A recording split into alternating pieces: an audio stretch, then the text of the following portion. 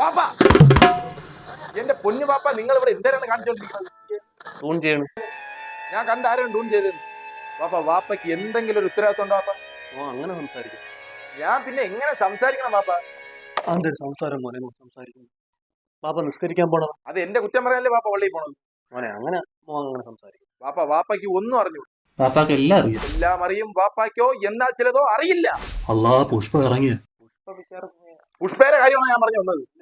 വാപ്പ, ഈ പൈസ ഉണ്ടല്ലോ, ഇത് കറക്റ്റ് ആയിട്ട് ആ ദാമോദരന്റെ മോൻ വരുമ്പോ കൊടുക്കണം. ആ ചെറുക്കന് ഗൾഫിൽ പോകാനാണ്. നിങ്ങൾ അവരെ എല്ലുകൂടി കമ്പനി ടീമായിട്ട് ആ ഗോവ കിടന്ന് കറങ്ങണ സ്റ്റാറ്റസ് ഒന്നും ഞാൻ കാണരുത്. പോകില്ലല്ലേ? ഞാൻ വണ്ടിയുടെ ഫിനാൻസ് ഒന്ന് പോയി അടച്ചിട്ട് വരും. 1 ലക്ഷം. എത്രയോ ലക്ഷങ്ങളിൽ കൈ കിടന്ന അമ്മാനാടി പിന്നെ ഇനി 1 ലക്ഷം രൂപ ഒരുത്തിന് കൊടുക്കാൻ പാട്. കൊള്ളാം കൊള്ളാം. കായ് ചോദിച്ചു പറഞ്ഞവര് കായ് കൊടുക്കണം, അത്രയല്ലേ ഉള്ളൂ.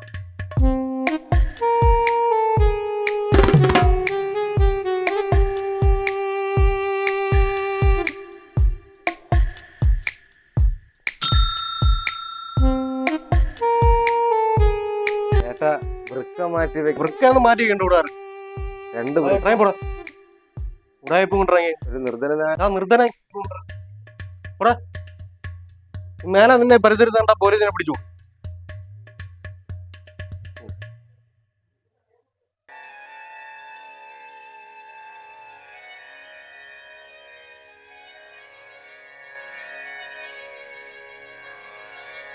പണ്ടാരടങ്ങ ഇതിൽ വരില്ല വേറെ ഒന്നും.